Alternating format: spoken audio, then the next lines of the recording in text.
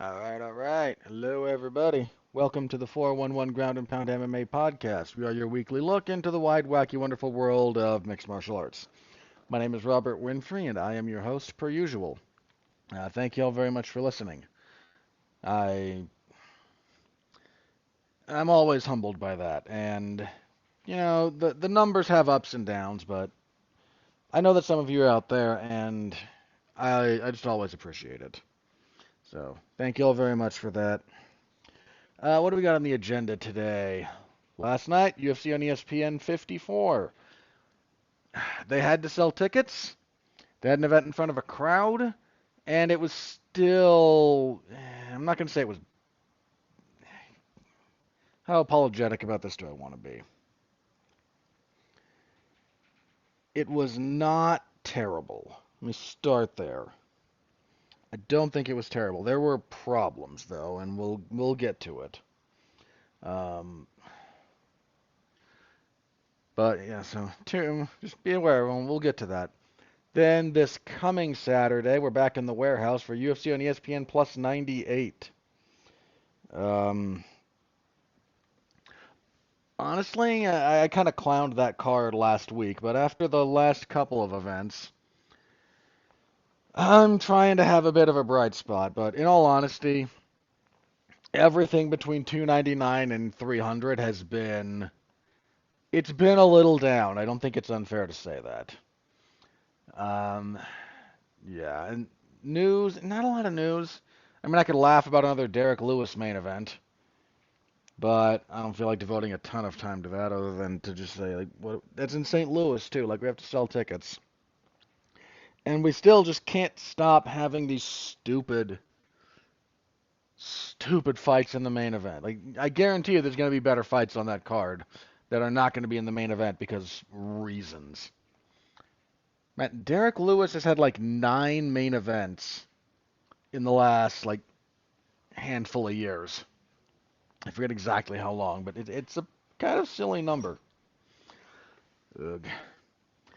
So that's kind of all I've got. Again, not a lot of news this week. I mean, I'll check and make sure everything, nothing crazy has happened while we record, but I don't think anything major broke news-wise this last week. At least nothing I can remember as I sit here. And if you're screaming at me that something did happen and I just forget it and I've forgotten it, well, my apologies.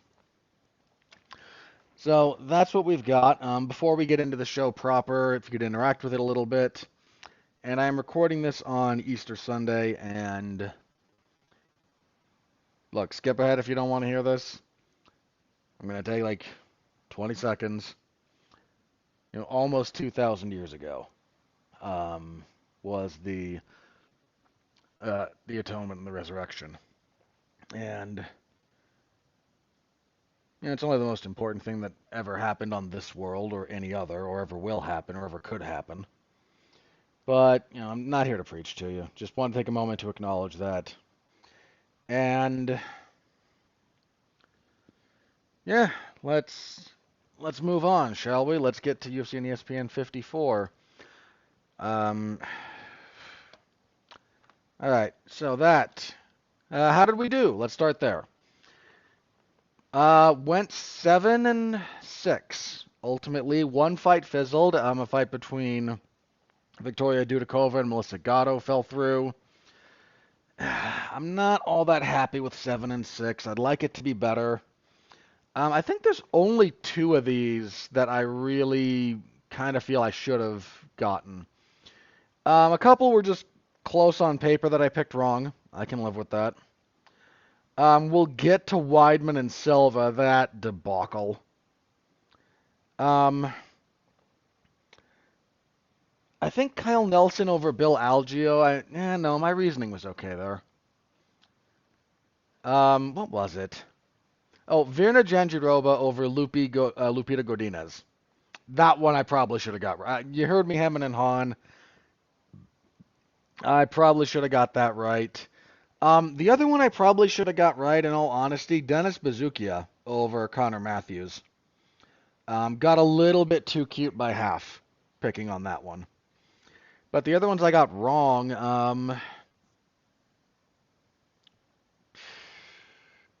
Again, we'll get to Weidman and Silva. Buckley and Luque was just always close on paper, and I just hadn't quite made peace with letting go of the best version of Luque and instead dealing with what we've got. So there's that. And then the main event was always close. I felt okay picking Blanchfield, but I can tell you exactly when you know what? Oh, sorry, before we get into that. So year to date, 91-44, 3 no contests, 2 fights fizzled. I am putting a bit of an asterisk on the end of this one because I want to see what happens. I'm 99% sure nothing's going to happen with the Weidman and Silva fight, but on the off chance, um, I'm going to leave this one open to maybe retconning, retroactively going back and fixing some of that because, boy, was that weird. Um, yeah.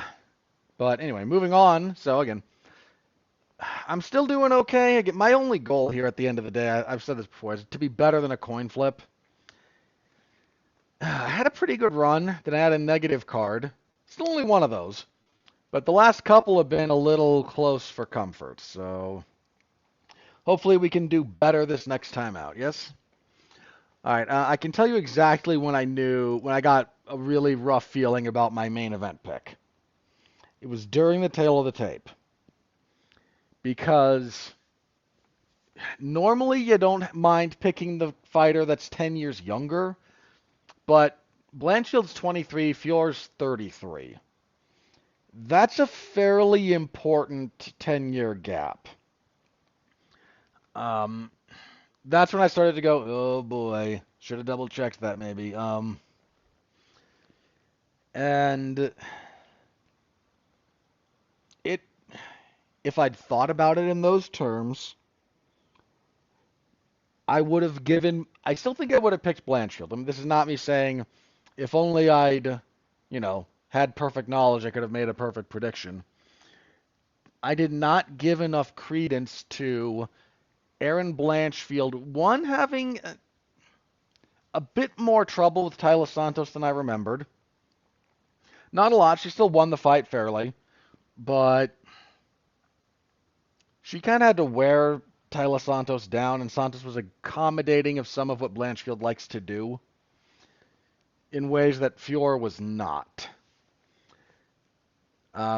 But the big thing, honestly, the biggest thing about Blanchfield's game that got kind of shown here, exposed, if you will, she doesn't really have a plan B. She has like plan A, and then within plan A, she has like A1 and A2, which are minor variations on plan A. And plan A didn't work here, and it never worked, and she never had something different to offer to this whole proceeding. Fior just kept cracking her with a kind of a check right hook, just over and over, just coming right over the lead hand because Fior's southpaw, Blanchard was orthodox, so just coming over, just kept cuffing her with that. Would occasionally get some nice straight lefts, then follow with the right hand. Didn't start throwing the side kick until round, I want to say 3. Then she started throwing it more to the hip or the thigh, just stopping Blanchfield's forward motion. The physical strength of Manon Fior was a big problem here for Blanchfield. Fior is not just a physical hoss. She has more than enough technical acumen, but if you have a lot of physical strength, dude, that is just unless you're really good, that can be an insurmountable gap. Now, again, if there's a vast technical disparity, yes, that will play out in favor of the technically superior fighter. But there's a lot to be said for just physicality in this sport, and Fior out physical. Anytime Blanchfield tried to clinch up, just thrown aside. Couldn't really maintain anything. Couldn't get a lot of dominant positions working. There was one takedown from Fior. Blanchfield threatened to guillotine right away, so they fought back up. Um, but Blanchfield just could never. Her footwork. Oi. It's the kind of footwork you see from a lot of inexperienced fighters who are used to plan A working. They kind of just charge you. They don't cut off the cage very well. They don't enter on angles. They come in a straight line.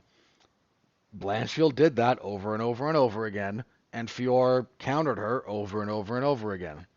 I think I saw the UFC stat guy, Richard Mann, on Twitter say that someone else watched him on Fior and went, "Oh, that's Smalley Holmes," and not an inaccurate comparison. Not an inaccurate comparison at all. Ultimately, Fior wins 50-45 across the boards. I think it was round 4 that maybe you could argue. I saw some people give Blanchfield round 4. I didn't, but I acknowledge 4 is probably the closest of the round of the whole fight, really.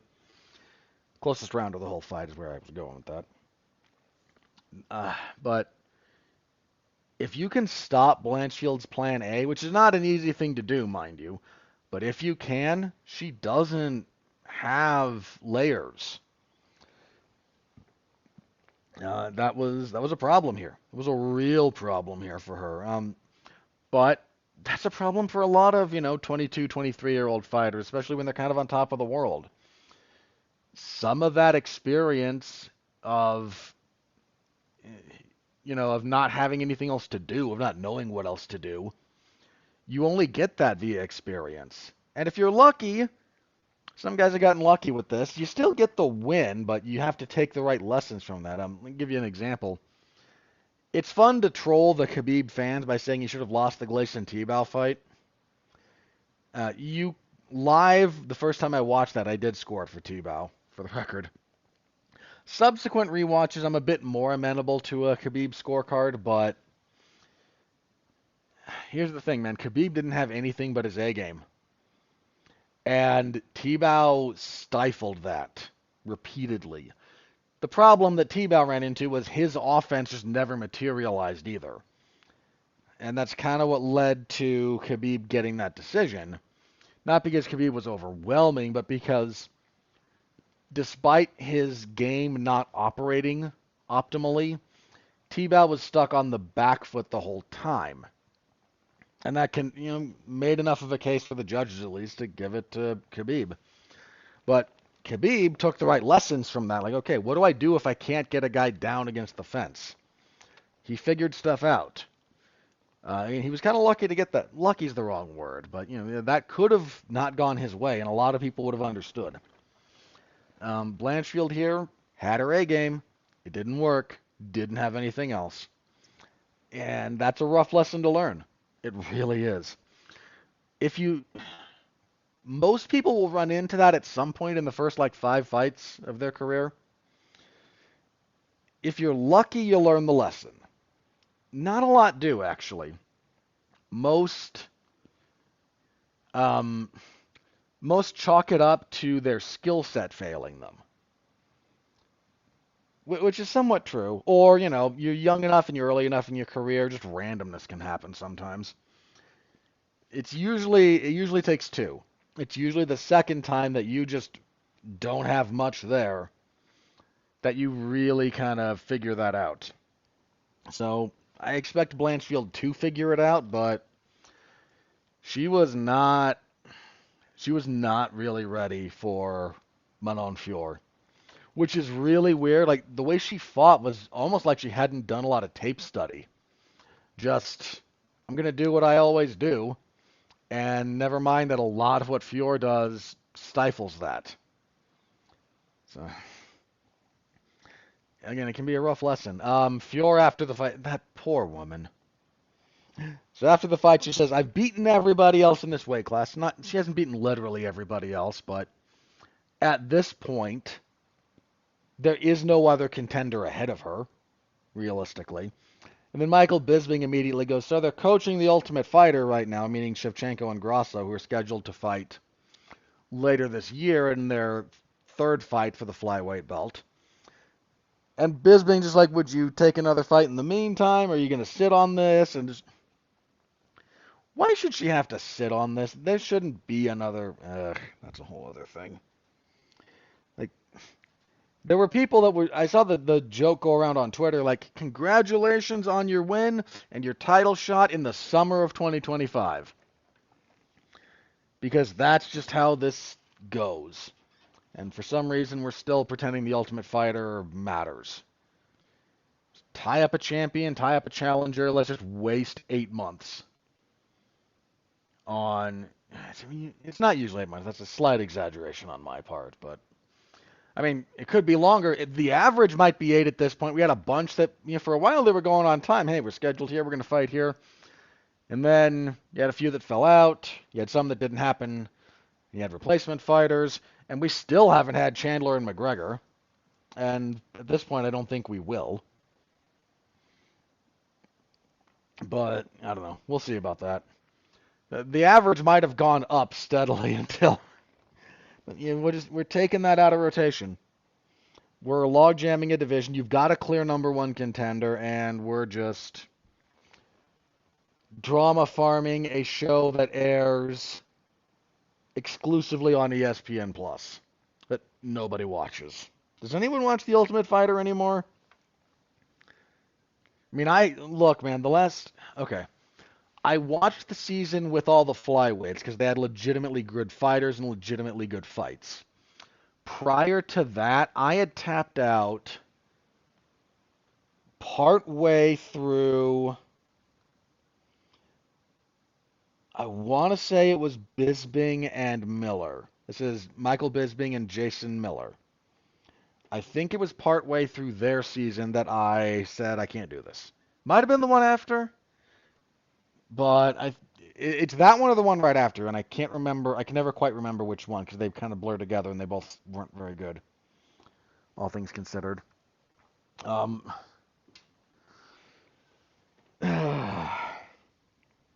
so yeah, Fior should be your next title challenger. There should not be any dispute about this. Blanchfield hopefully learns the appropriate lessons coming out of this, and it wasn't a great fight, man. This card. Ugh. Okay. So it started late.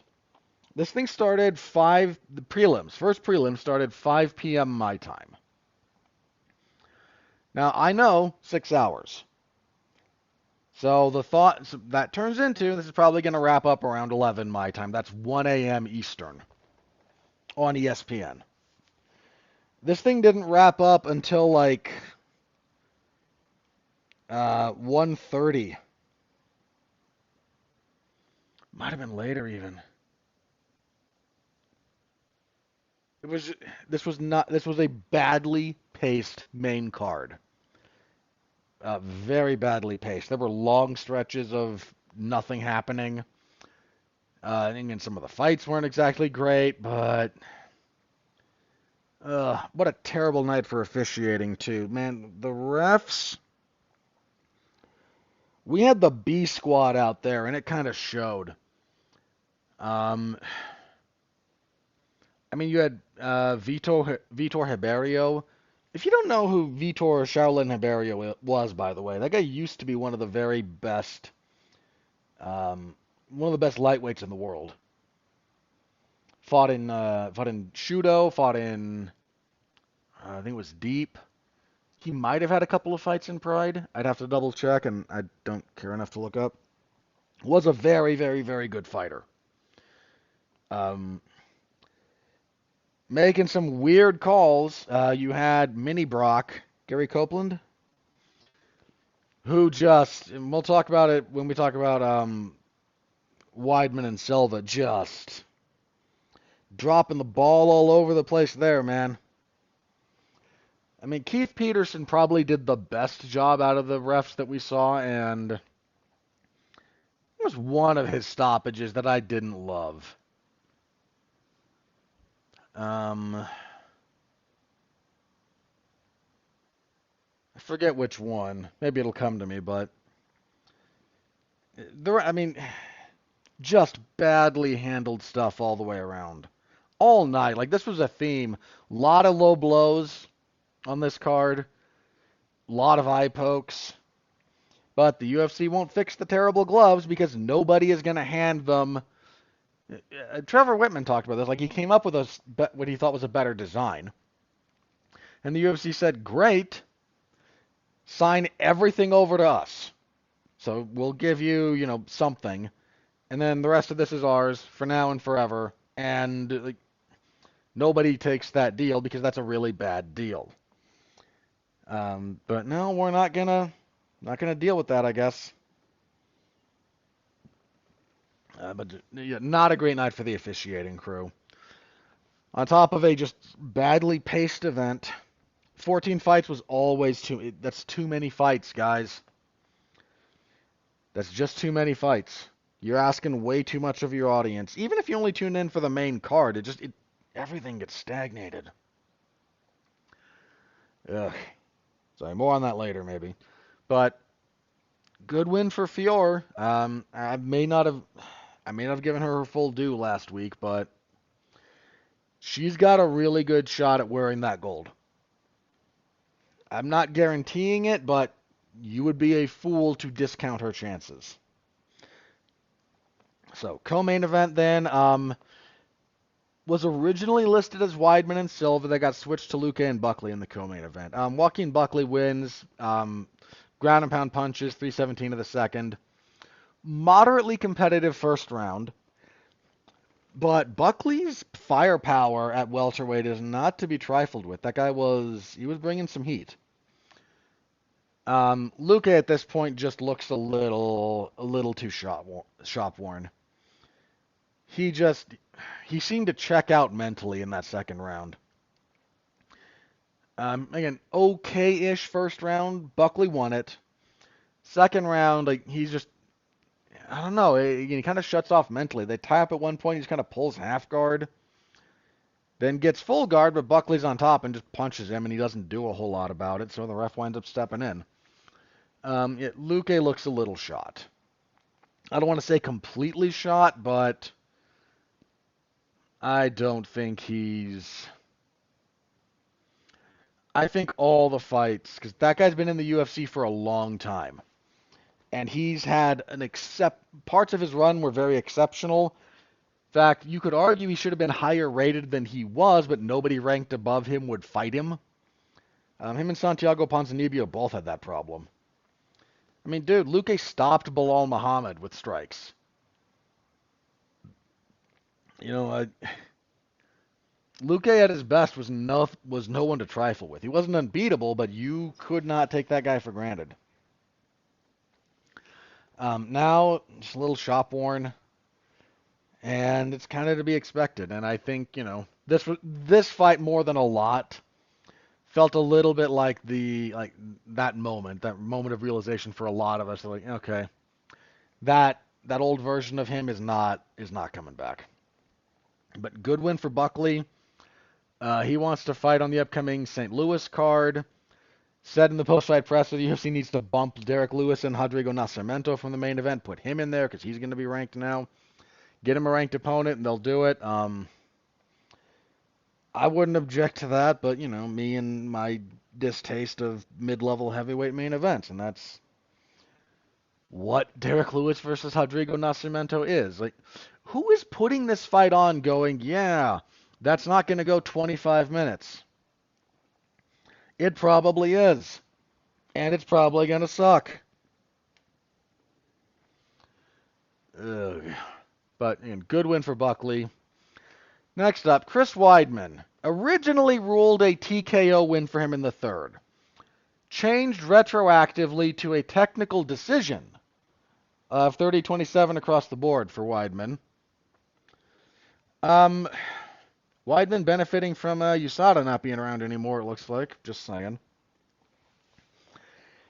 Silva's another guy who might be a little bit more worn down than a lot of us might have thought. He was a little bit gun-shy here, a little bit repetitive. I'm going to give Weidman his props in some respects. Looked a lot better here than he has previously. Was able to throw some kicks again, mentally, and clearly physically held up. Didn't look like a world beater, but looked like a guy who should be in the UFC, which you could argue for a while that might not have been true. So, a little bit of credit goes there. The problem, though, is the finish in particular. So, he pokes Bruno Silva in the eye 4 times over the course of this fight. Um, I don't know what to say about this. Look, there's an exchange in the second round where Silva punches Weidman in the eye, and Weidman pokes Silva in the eye, and Silva does the he pokes me in the eye thing. And Weidman goes, no, he poked me in the eye.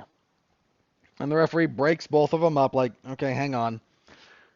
Silva's thumb from a closed fist caught Weidman in the eye. If the fist is closed, it's legal. You can't hang the thumb out there on the end of your fist because that's no longer a closed fist. But if I make a fist and I punch you and the knuckle of my thumb is what makes contact with something on you, that's legal. It's uncomfortable, and I certainly don't want that going into my eye, neither does anyone else, but that's legal. That's a punch, under the definition of a punch used by mixed martial arts. Weidman was poking him in the eye. Who does this guy think he is? John Jones? Sorry, I joke about that, but... So, again, a couple of eye pokes. Referee grabs both guys and says, you're both reaching. You both have your hands out. That might have been in the third round, actually, now that I think about it, but... so don't quote me there, but it's either second or third. Referee tells both guys, knock it off. You're both doing the hands out thing, fingers pointed at your opponent. Restarts the fight immediately. Weidman, both guys, but Weidman in particular, just nope, doing this. Then on the finishing flurry, Silva comes in. Weidman pokes him with his left hand, takes a step back, kind of gets a punch, pokes him with his right hand, and then lands a punch. Sort of lands a punch. Silva drops, holding his eyes, and Weidman jumps into the ride position and starts pounding on him until the ref jumps in. No. Okay. Look, man, I expressed last week how much admiration I have for Chris Weidman's career. I really do. And this is not about my accuracy ratio. You can't let this happen from an officiating standpoint. So, again, they originally ruled it a TKO. Referees look and like, oh no, eye pokes rendered him unable to continue. We're late in the third round. Let's do a technical decision. By the way, the referee does not deduct any points from Chris Weidman, so it's 30-27. Weidman had won the first 2 rounds fair and square, by the way. I'm sorry, man. If you're not going to deduct points for multiple eye pokes, and if multiple eye pokes leading to the finish don't result in anything other than a victory for the guy, if the guy who's doing the poking gets rewarded like this, like, what are we doing here? What are we doing here? Yeah, there's I think it's a philosophy principle in play. Rules or laws or whatever, they're only those things if you enforce them. At least, I don't want to get too deep into this because there's an argument to be made about deeper principles at play here, but generally speaking, if any system that man sets up, the laws governing, the laws imposed by that system are only laws imposed by that system if they're enforced. Very easy example of this. Say there's a road. Speed limit is posted at 35 miles an hour. Everybody drives 45 miles an hour on the road. Nobody's ever pulled over and ticketed for it. What's the speed limit on the road?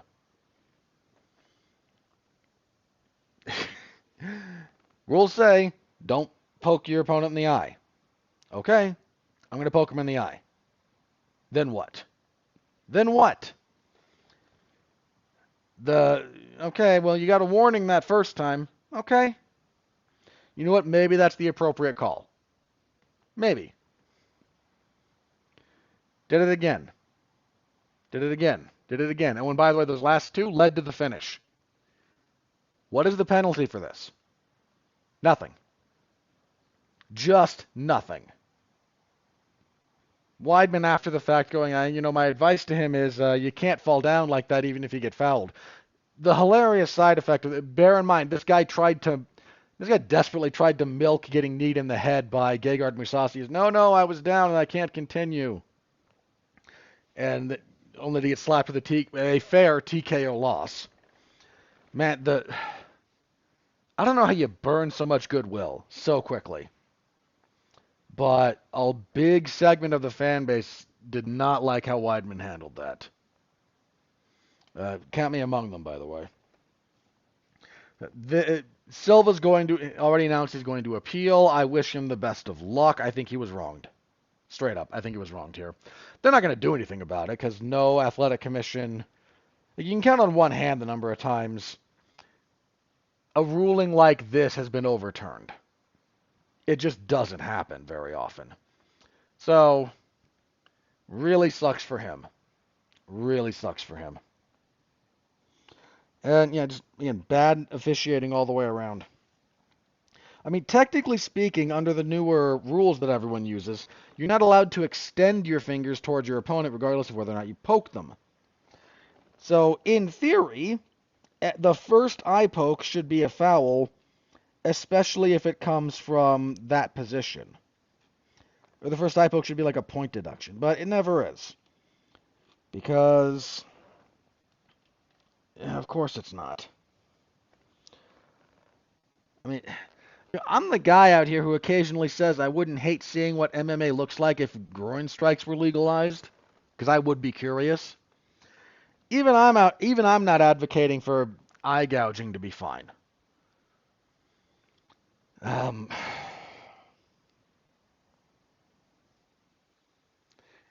real sour cloud over this is really what that amounts to. Real sour cloud.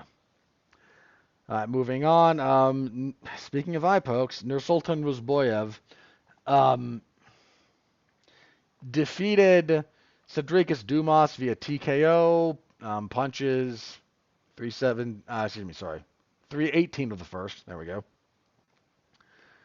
Ruzboyev looked okay, a little bit slow start from both guys, but once again we have a finish that's impacted by an eye poke. Little bit of an eye poke. Not a huge one, but enough to get Dumas going, ow, my eye, because the eye is a sensitive organ.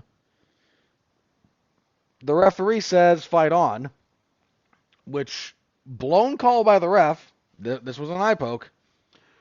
But Ruzboyev gets closer and just hammers him with uppercuts until he falls. Referee said, fight on. Can't blame Ruzboyev for... It is not his job to call fouls. The problem was after the fact. He says, no, it was a perfectly fine thing. I punched him in the eye, not poked him. At the exact same time, they're showing a replay of his finger poking Dumas in the eye. Again, bad night of officiating. Bad night. Good enough win for Ruzboyev. I still don't have a great handle on that guy. He's clearly got a lot of ability and got a lot of fights. But his UFC stuff it's been a bit short. And it's not just been short in the way he just ran through some of those guys. This was a slower start, which is not a bad thing necessarily, but it deserves to be acknowledged that it was. I don't know. Again, all these fouls just put a pretty big damper on everything. Kyle Nelson defeated Bill Algeo via TKO punches at 4 minutes of the first round. This was one of those stoppages that some people were upset about. Felt a touch early to me, but more like safe early than indefensibly early. They've had a pretty good fight back and forth. It's going fairly even until finally Algeo kind of catches Nelson with a punch. Wobbles him, chases him down, keeps landing. Algeo keeps trying to fire back, but he never quite gets his equilibrium back. So Nelson is able to keep landing and finally just lands a couple that kind of stagger Algeo, and the ref jumps in and And Algio wasn't very thrilled with that. But, uh, solid enough fight and for as long as it lasted. Kyle Nelson, if he sorted out his cardio issues, that dude could be a problem at featherweight. And kicking off the main card, oh, the scoring here. Chidi Njokuani defeats Reese McKee via split decision. 230-27s for Chidi Njokuani and a 29-28 for McKee. That 29-28 for McKee is ridiculous. I could accept, what round was it? The first round was just low activity enough and slow paced enough that maybe you favored McKee a little bit. I didn't, because McKee didn't do a whole lot on the feet at distance, forced a lot of clinches, and then couldn't do anything from them. But second and third rounds, bare minimum, second and third should not be up for debate here. Njokuani did the better work. He landed the more damaging strikes. Oh no, he was controlled against, not even on the mat, on the fence. Okay, what did McKee do with it? Nothing. Ridiculous. The judges scored that for McKee. Absolutely ridiculous. This was Chidi Njokuani's move down to welterweight for the first time in the UFC. He's tall for that weight class. Curious to see what he might do against somebody who keeps a better pace. But he was running into some problems at middleweight, so that makes sense. Yeah, that was your main card, and just weird judging, weird officiating, badly paced, horribly paced. Not a great viewing experience. Not a great viewing experience. Prelims, Nate Landwehr knocked out Jamal Emmers, 4:43 of the first. Emmers looked good early. He really did. He was coming out fighting long. Wobbled Landwehr, cut him open with an elbow. Pretty bad cut up on the forehead. Well, more like in the hairline. But Landwehr just made it ugly. Persevered through some damage. Started finding some holes in the guard of Emmers, landing some straight punches. Got close, would hit him with a barrage of uppercuts, just wouldn't stop. Eventually gets through with an uppercut at range, drops him, pounds him out on the ground.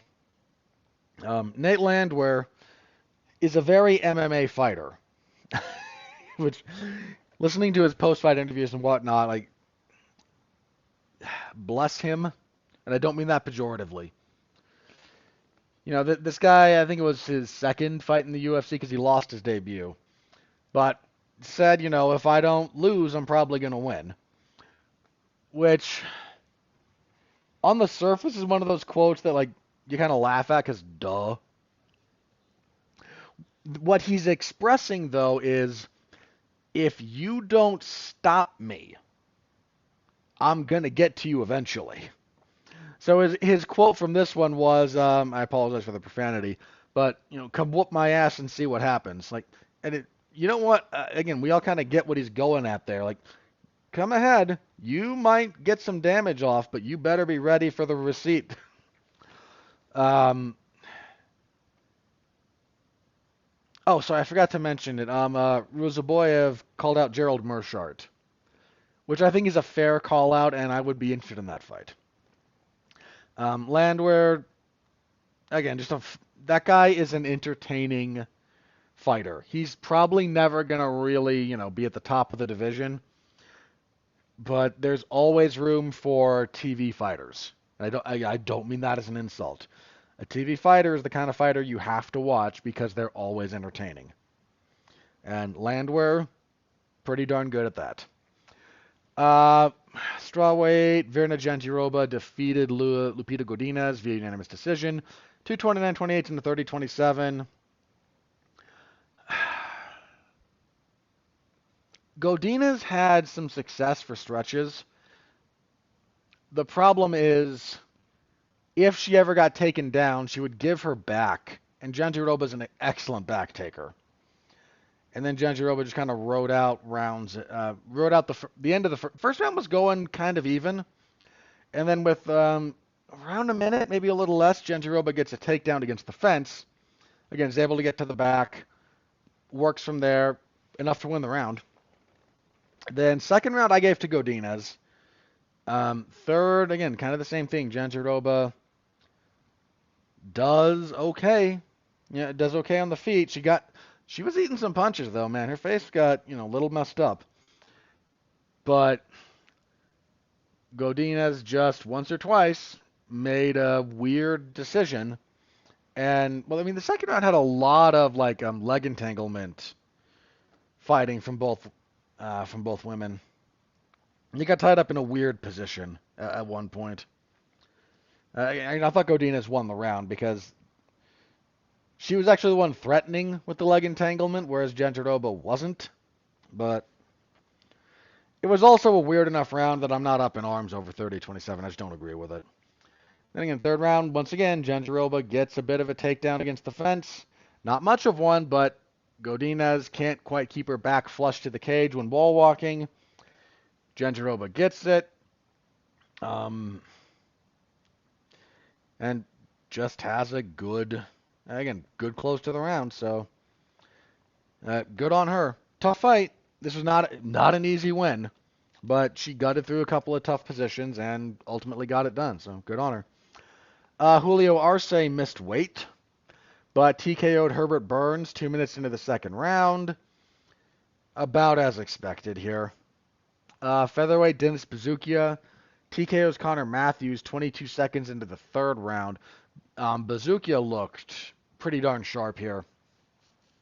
Handled the forward pressure of Matthews okay. Landed some nice counter punches. It finally looks like he's kind of got his feet settled for the UFC experience. So, good win for him. Light heavyweight Ibo Aslan defeated Anton Turkali via TKO 132 of the third. This fight kind of sucked. I know, like I hate to phrase it this way because it sounds deeply uncharitable, but the meathead fans kind of like, yay, look at some of these exchanges when it's just two donks standing squared up and just winging haymakers at each other. Just, ugh. Not very interesting. Turkali probably getting cut here. This is like 0-4 in the UFC for him. Middleweight Jacob Malkoun TKO's Andre Petrosky 39 seconds into the second round. By the way, I mentioned there were a lot of groin strikes. So Burns actually got a point deducted in the first after like the second or third time he hit Arce in the groin. But anyway, Malkoun and Petrosky. Petrosky's gas tank is just such an issue. His chin might be a bit of an issue too, the way some of these fights have gone. Here, something weird happened on this finish. He goes in for kind of a single leg, takes a bit of a punch on the crown of the head that kind of maybe rattles him. Then he plows into like right around the hip of Malkoun looking for the single leg. Malkoun, bit of down blocking, limp legs, and Petrosky just kind of... So Malkoun, limp legs, pivots, and now he's like perpendicular to Petrosky, and instead of reorienting, Petrosky just kind of old man staggers forward and drops to his hands and knees. Malkoun runs up and soccer kicks him in the body, which, yes, please. Really nice. Gets the stoppage soon after. Not quite sure what rattled Petrosky, but between, again, kind of maybe getting clipped and then head into the hip, just whatever it was, he was holding on to Malkoun like, oh boy, I like my balance isn't here. Once Malkoun disengaged, all he did was kind of fall forward. Yeah, good enough win for Malkoun because Malkoun had won the first round too. Yeah, I'd given him the first. After he was coming off a DQ loss in a fight he was dominating. Got to pick your weapons though. I didn't even hate the DQ. Like, it sucks when you're winning, but if you screw yourself like that, you got to be better about that. And then kicking everything off, Keelan Lochran defeated Angel Pacheco via unanimous decision, 2 30-27s and a 30-26. Not a lot here. I think the second round could have been 10-8 for Lochran. After the fight, Lochran, he didn't get a post-fight interview, but he called out Raul Rosas. Whatever. I would be okay with that, but again, kind of whatever. So yeah, your fight of the night went to Aslan and Turkali, which would not have been my fight of the night.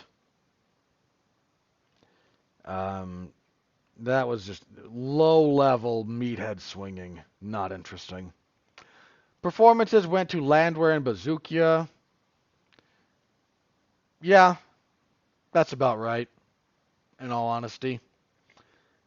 I would have thrown one Malkoon's way, maybe, because I love me a soccer kick to the body, but yeah, that was it. Again, this was a long event.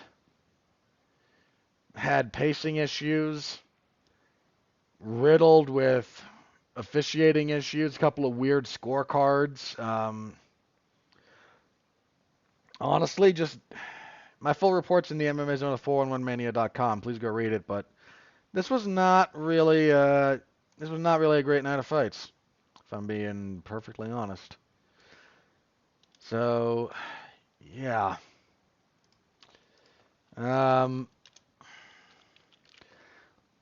Before I move on to talking about UFC and ESPN Plus 98, this is somewhat related. So let me just to close out the discussion of UFC on ESPN 54. So there's an MMA media personality, the MMA Guru, whose stuff I don't watch. I know of his existence. He's got a bigger channel than me, so whatever.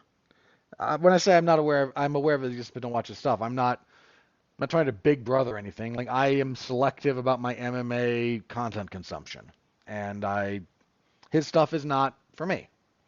Plenty of people do like it. Godspeed, party on. No hate towards him or anyone who enjoys his stuff. But a clip of him circulated a little bit today that was him being very sad and just complaining largely about like the watered down product and the last couple of events and how, we're back in the warehouse without fans or atmosphere and it's all just, the UFC is not what it used to be. And I don't know how much he might be putting on for the camera. Okay, let me start there. Let me also offer a suggestion. Yeah, so first of all, before I get to my suggestion, he's not wrong. If you look at the cards from same month, look at the cards that the UFC produced in March of 2019 compared to what they've done in March of 2024. There is a sharp decline in quality. I don't think that's an arguable point. So there's that. So again, this is not wrong to observe that the product is watered down and a lot of these are uninteresting. You're not wrong, man. You're really not wrong. Here's my suggestion to you, sir. And I know this is difficult. Look, I come on here.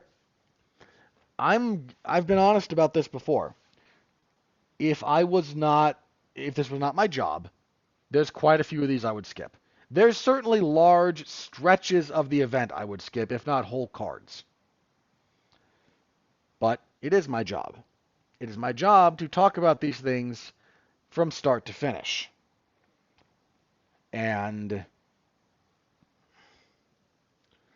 I envy those who have the editorial mandate or editorial freedom to be like, you know what? I'm going to watch this the next day so I can skip the commercials. And hey, tell me what fights aren't worth watching. And for a lot, especially these fight nights, like that is that would be the right way to do this. Especially with everything available instantly on demand. That would be the right way to do this. I don't have that luxury because I cover these start to finish. It's my job. If your job is just to talk about MMA, like if this podcast was my job, I'm not paid for the podcast, by the way, I would be a lot more selective about what I watched, about what I talked about here, and this would probably be more akin to Jack Slack's post-fight stuff, where again, very selective and a bit more detail-oriented, because his brain isn't just covered in the sludge of mid-level, forgettable, repeatable. Can't quite figure out if that fight happened this week or last week, or wasn't this with the same fight that we had 3 weeks ago. Like that quagmire is real. 6 hours every Saturday is a lot, and if you are not required to watch every fight on a card, my sincere advice is don't. 100% sincerity, don't. It's healthier for your fandom. It is healthier for your fandom and for you as an individual to not watch 6.5 hours of this stuff every Saturday. Don't make this sport your personality. Please don't. Have other things. Have other hobbies. Um, because this is not a thing that will ever love you back. Ever. No one in the UFC management, none of the fighters, none of the punditry, none of all the other separate entities that make up, none of the fans, none of these separate entities that make up kind of what goes into MMA is ever going to love you back. Ever. And I know this because bigger people, and again, it's not a shot at the MMA guru as far as size goes. He's got a bigger following than I do. I'm not. But bigger people than him have been blackballed, ostracized, and abused by the MMA fans, other MMA outlets, the UFC brass, etc., etc., etc. It will never, ever love you back. Ever. Watch it if you enjoy it. If you think that something upcoming is not going to bring you enjoyment, don't watch it. I can remember the exact moment I had this with professional wrestling. Because my relationship with professional wrestling has been off and on, hot and cold, throughout the years, right? I remember it was the middle of a Monday Night Raw. This would have been early-ish into the authority gimmick. And I'm watching this, and it's, we're like, I don't know, about an hour into it. I can't remember if this is when they'd gone back to 3 hours yet, or if this was still 2. I think it was 3. I think they had kind of made that switch recently, or it was right before they were going to. Again, forgive me, the exact timeline is hazy. But when I say I remember what was going on, I remember watching say it was Corporate Kane was involved. And I'm watching this, and I just kind of went, I am not enjoying this. I haven't enjoyed the last several weeks.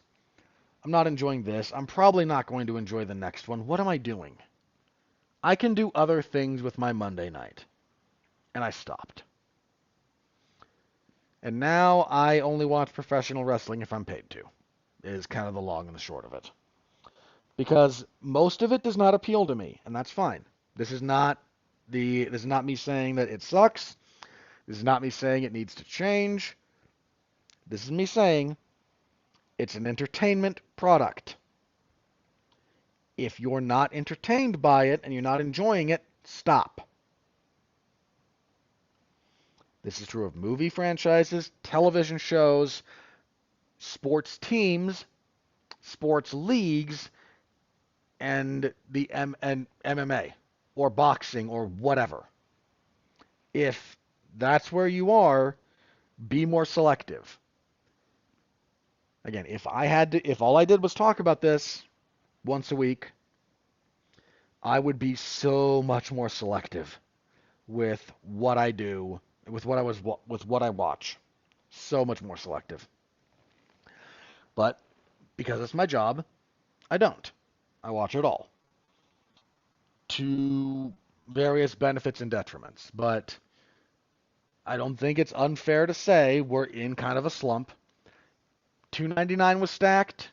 300's pretty stacked. Everything in between is going to suffer, and the first like handful of events after UFC 300 are going to suffer. I mean, UFC 301 was clearly not designed to look the way it looks. I don't think I'm not saying it'll be a bad pay-per-view. I'm saying we can be honest and say that was not the intended lineup for that card. For whatever reason, it got shuffled around. And again, you have to manipulate the moving pieces, but they went out of their way for, look, 298 wasn't bad either, for the record.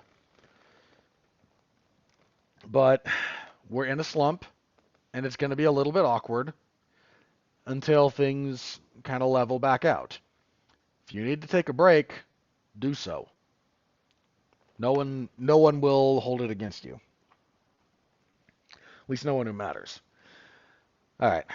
Off my soapbox on respect to that. Let us move on then, shall we, to UFC on ESPN plus 98. Alrighty. Our main event, Brendan Allen and Chris Curtis. These two fought, how long ago was it? December of 21. Chris Curtis defeated Brendan Allen at that time. Allen has not lost since. He went the distance with Jacob Malk. He beat Sam Alvey, which, whatever, it's Sam Alvey in 2022. Choked him out. Got a decision over Malkoun, and then submitted in order Krzysztof Jotko, Andre Muniz, Bruno Silva, and Paul Craig. Curtis, who I think I may have picked to beat him. Coming off a weird fight with Marc-Andre Barrios. I thought he won, but the first two rounds were such nothing burgers that 29-28 either way was fine. He had the no contest with Nasruddin Imavov before that. The loss to Kelvin Gastelum, that probably should not have been a loss because there was a clash of heads there too. Honestly, if this were 3 rounds, I might be leaning Curtis again. 5 round, actually, sorry, if this were 3 rounds, I would lean Allen this time around. Curtis just has become a little bit slower to pull the trigger. I don't mean reaction time. I mean strategically. He's a bit more comfortable countering. But 5 rounds of facing that can be rough, or it can be just utterly boring. I am not entirely sure how to feel about this one. Allen is certainly on the better run at the moment. I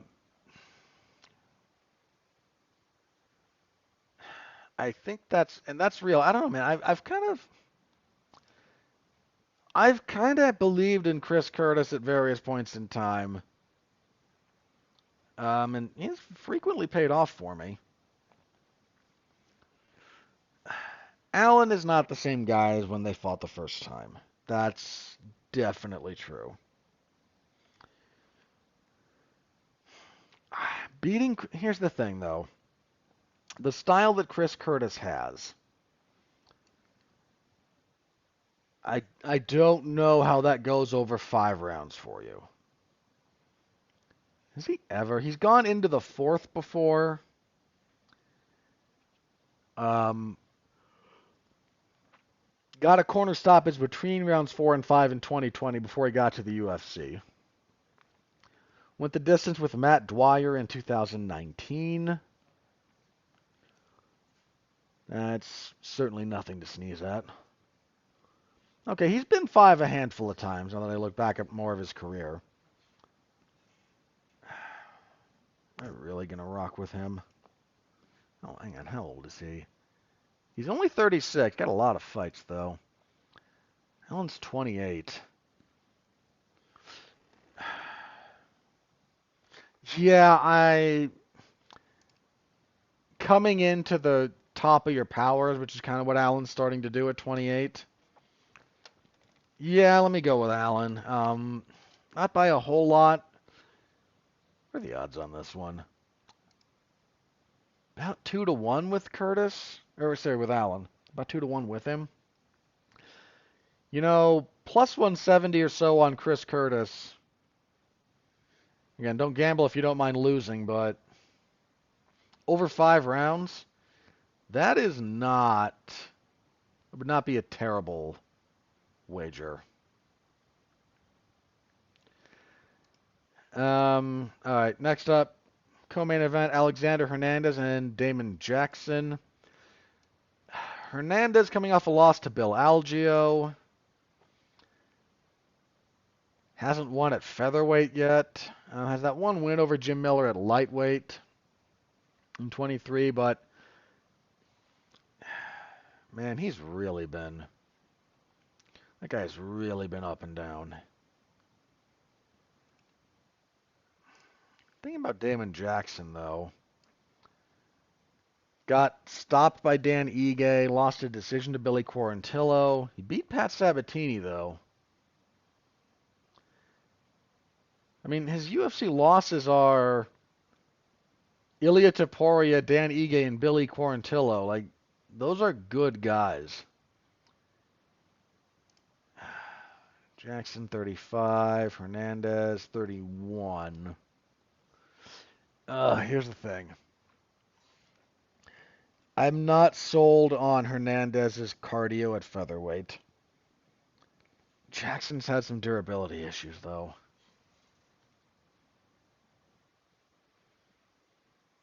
I don't know.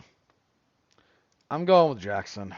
I'm not sold on Hernandez at this weight class. Could be very wrong, and this is one I do not feel all that confident in, but could be. Next up at featherweight, we have Morgan Chartier and Jose Mariscal. I got a soft spot for Chepe, since he beat Trevor Peek up at lightweight. 2-0 in the UFC, wins over the aforementioned Trevor Peek. He injured the arm of Jack Jenkins. That was a tough fight before that, though. He's on a 5-fight overall winning streak. Chartier, the last Pirate, though. 19-9-1 overall, 4-fight winning streak. Successful UFC debut last year. Pete Manolo's. They gave him kind of a, not a full-on gimme, but they did not throw him into the deep end because he made his debut. Was that on that French card? Yeah. Yeah, it was. How do I feel about this one? Chartier is very dynamic. Martiska Chepe, though, he's durable. He'll make it ugly. I think this is Chartier, though. He feels like the safe pick. Which I don't mean as a bad thing. But I think I am going to go with him. Let's see. Lightweight, Ignacio Bahamondes and Christos Yagos. Bahamondes, coming off the loss to Ludovic Klein. 3 fights in a row before that. Roberts, Rongju, and Trey Ogden. That Ogden win was not... That's aged pretty darn well, actually. Yagos... 1-3 in his last 4. Only wins over Ricky Glenn. Lost Armin Sayukin and Thiago Moises. No hate there. Daniel Zellhuber caught him with an anaconda choke though, and Bahamondes also has that long frame. I think this is Bahamondes. I'm not trying to discount Yagos, but this is the kind of fighter he has struggled a lot with. So, Bahamondes it is. Heavyweights, dear Lord, why? Walter Walker and Łukasz Dreszki.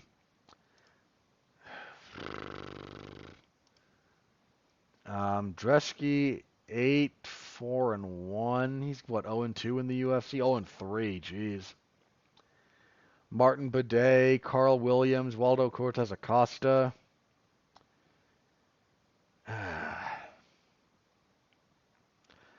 That's not the easiest 3-fight introduction to the UFC. I'll cut him a little slack there, but also, yeah. Walter Walker, 11-0. Nickname is the Clean Monster. Okay, then.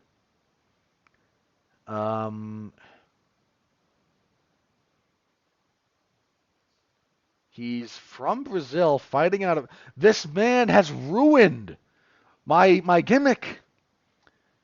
He's a Brazilian fighting out of Russia. What the heck do I do with this? I can't. Oh man, this guy. He figured it out. Sorry, I have a long-standing tradition of like picking Russians to beat Brazilians because I was around when a bunch of Brazilians got salty over Fedor beating Nogueira. I mean, they got their revenge when Verdum tapped out Fedor, but just, again, it just kind of amuses me. That is played surprisingly well for me, especially picking them to beat Brazilians in Brazil. Um,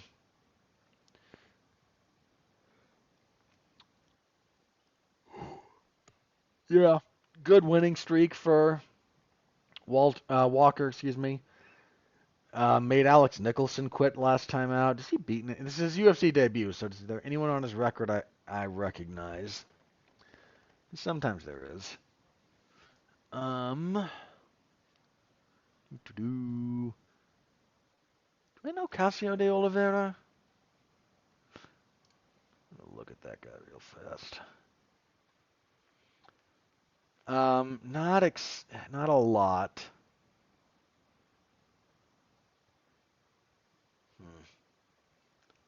I want to say vaguely. I think I know him from his losses more than anything. Okay. Again, this is heavyweight. I don't feel bad about picking Walker here. Brazilian fighting out of Russia. That I might have to just pick this man forever. just on principle. All right. Jokes aside, kicking off the main card. Speaking of TV fighters from earlier, we have Trevor Peek and Charlie Campbell. Trevor Peek is prone to parking lot brawls in the UFC cage. So, um, he's 1-1 in the UFC. 2-1 in the UFC. Excuse me. Yeah, beat Eric Gonzalez, lost to Mariscal, then beat Muhammad Yahya. I forgot about the Muhammad Yahya win. Here's kind of the problem though. Like Peek stopped being, for want of a better expression, a meme fighter, and I actually think he was better when he leaned into it. Anyway, Charlie Campbell here fights out of the Serra-Longo camp, or Longo and Weidman, whatever it is now. Let's see. Had a successful UFC debut over Alex Reyes. I don't really recall that. What are his losses? Lost to Chris Duncan on the Contender Series.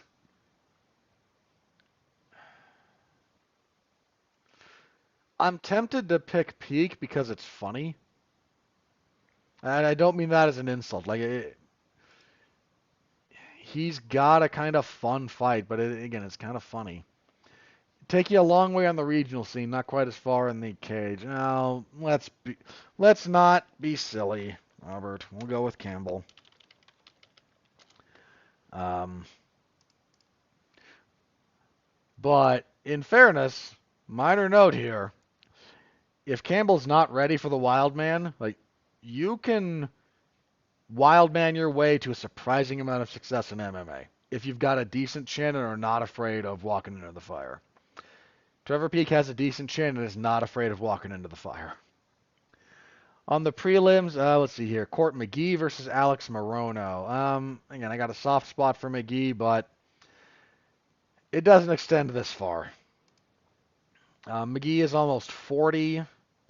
Okay, sorry, he's freshly 39. He'll be 40 in December, so freshly 39. He's just coming off of, he's what, 2-5, 2-fight losing streak to Jeremiah Wells and Matt Brown. Like, I respect Court McGee, I really do. He's a little bit past it. As much as Morono is a little bit up and down and a little bit worn for a guy who's only 33,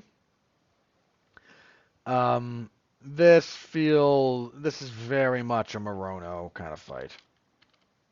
So I'm rooting for Court McGee, but I can't pick with my rooting interest. That's asking for trouble. Women's bantamweight, Norma Dumont and Germaine de Randamie. Who could possibly care about this? Let's see here. Dumont hasn't lost since dropping a split decision to Macy Chasson in 2022. That was close. 3-fight winning streak. Germaine de Randamie, I believe, is coming back after an extended absence. She's 39. Yeah, her last fight was choking out. She choked out Juliana Pena in 2020. I had forgotten about that. Oh, that's so funny in hindsight. See, Durandamy. Oh, right. She got pregnant.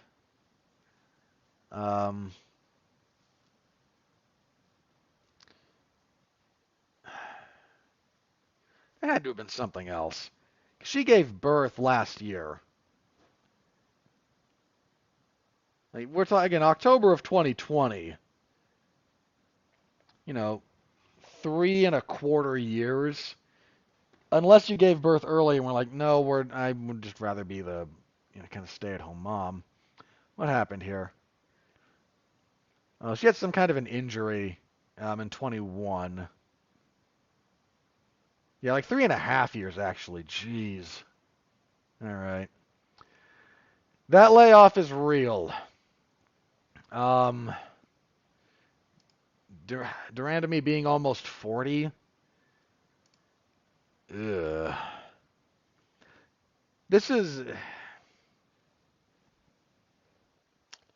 under normal circumstances. I would pick Durandamy without a whole lot of hesitation here. Under these considerations, I think I'll lean towards Dumont, but let's see. Bantamweight, Alatong Hele and Victor Hugo. Alatong Hele lost to Chris Gutierrez. Had a couple of wins before that. Had a draw with Gustavo Lopez. Man, his only losses in the UFC. Okay, Casey Kenny, Chris Gutierrez. What's up with Hugo? Tell me about Victor Hugo. He is 24 and so Alatong Hele is 16-9-2. Hugo 24-4. That's a solid record. 13-fight winning streak. That's pretty good. Making his UFC debut here.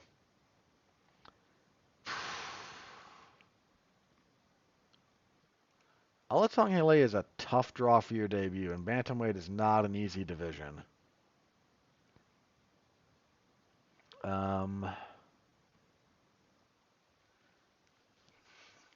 The odds on this are close. Very close. Tilting ever so slightly towards Hugo. I'm going to go with that. I think I am. Just a little bit. But one of these times I'm just going to pick favorites the entire time, and it's going to go very, very badly for me. I can feel it. See, women's strawweight, Piero Rodriguez. Rodriguez? Rodriguez. She is Ecuadorian? Venezuelan. Sorry. Flag is similar. She is 9-1, 2-1 in the UFC, coming off a loss to Jillian Robertson. Had beaten Kay Hansen and Sam Hughes, kind of whatever. Cynthia Calvillo, boy, did that woman fall off. She's on a 5-fight losing streak. Now, in fairness, that's Caitlin at the time Chukagi and Jessica Andrade, Andrea Lee. Then 2 split decisions, one to Nina Nunes and one to Lupita Godinez. Which was the one I thought you could... Which one had a better case for her? I can't remember. I want to say there was one of those that I might have scored for. No, I don't think I scored either for her, but there was one of those that I thought was closer than the other. This is do or die for Calvillo. Straight up.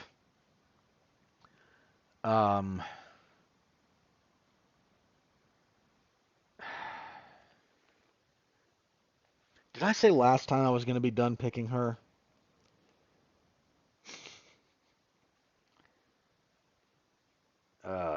I'm going to pick her here. This will be, if she loses this time, one, she's probably getting cut, but at a bear, like, this might be me beating my head into the wall a little bit. But I'm gonna give this one more shot. If she can't win this kind of fight, she's a bust. Total bust. Bantamweight, determined Dan Argueta and Jean Matsumoto. Let's see here. Argueta is 9-1. He's what, 1-1 in the UFC? 1-1 with 2 no contests in the UFC. There was the premature stoppage against Ronnie Lawrence, and then the what was it with Miles Johns? Johns failed a drug test.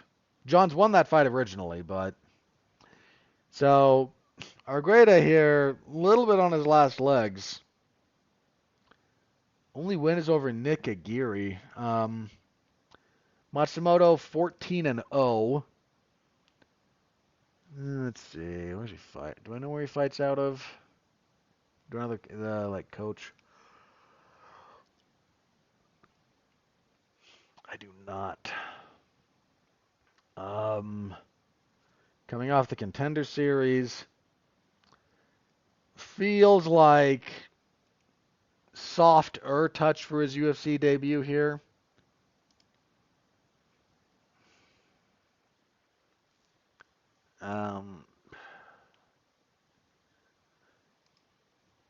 Yeah, that's kind of what this feels like.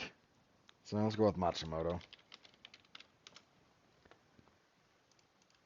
Let's see, what do we got next? Middleweights, Dylan Budka and Cesar Almeida. Almeida,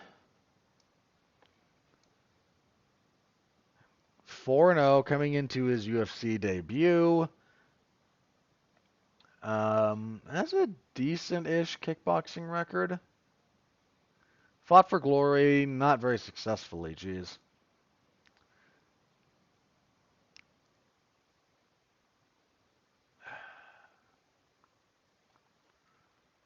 Look at this guy's deal. Yeah, mostly a kickboxer. That seems to be what he's mostly known for. What is up with Budka here? He is 7-2. His nickname is the Mindless Hulk. Fair enough. 2-fight winning streak.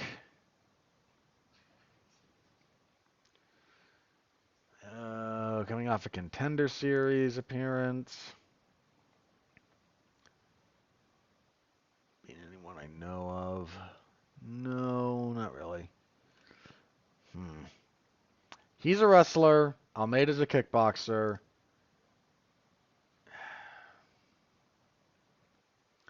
Almeida's an inexperienced in MMA kickboxer too. Again, only 4-0. Yeah. Budka. No. misspelled that. U, not E. There we go. All right, women's bantamweight, Nora Konole and Melissa Mullins. Konole 7-1. She had like a weak debut. No, she beat Jocelyn Edwards. That was it was an okay win. Mullins 6-0. I remember she had a decent enough UFC debut, beating Irina Alexeyeva.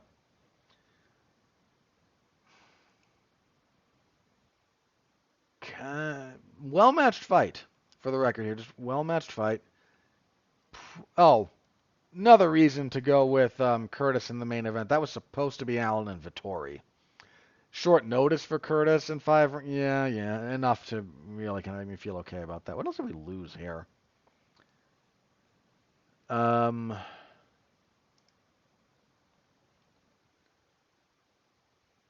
see. Sorry.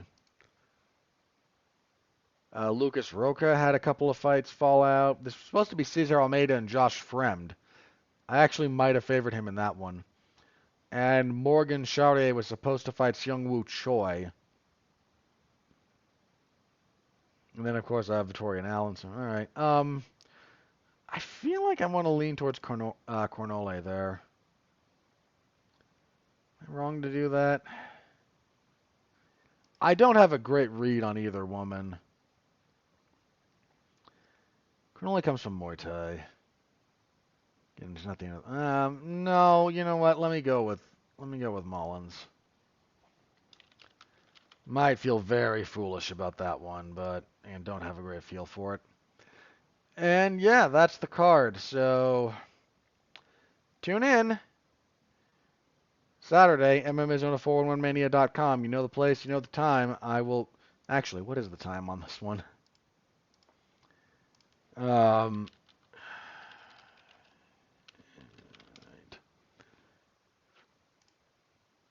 Prelims are going to start at 1 p.m. my time. Why are you running this against WrestleMania? Why are you gutting my ability to watch General Conference too? Ugh. Oh, I'm annoyed by that. I am so annoyed by that. Whatever. I will make do. All right. Again, that's kind of everything I've got. So let me check Twitter or see if anything crazy's happened. If not, we'll do plugs and get out of here. I can't find anything new, so plugs it is. Monday on Damn You Hollywood, we will be reviewing Godzilla Kong: The New Empire. I don't know how to feel about this one, guys. I haven't seen it yet, but clips have started circulating online.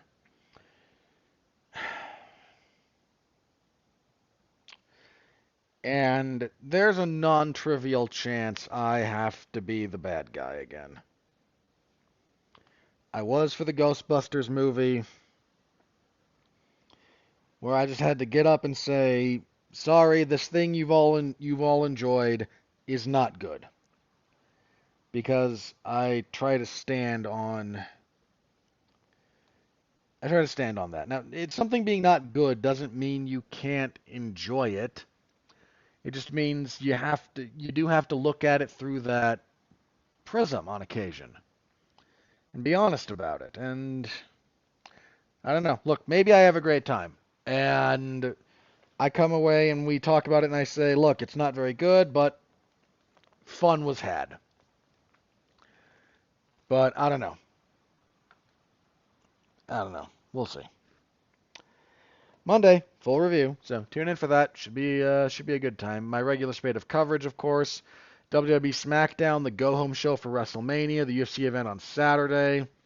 I am not currently slated to cover. Double check this real fast.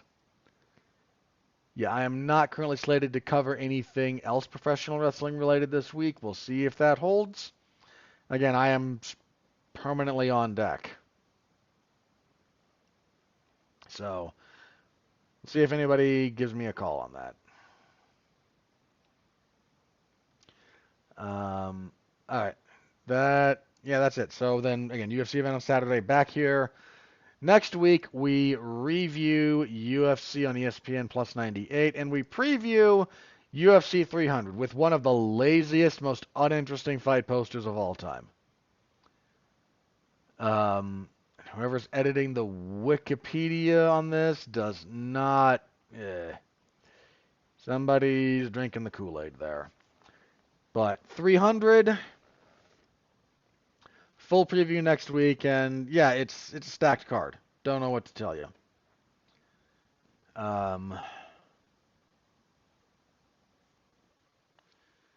It's a really good card.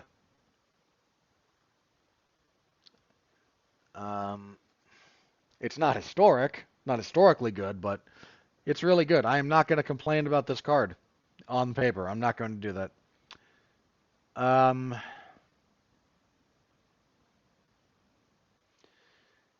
yeah, full preview next week.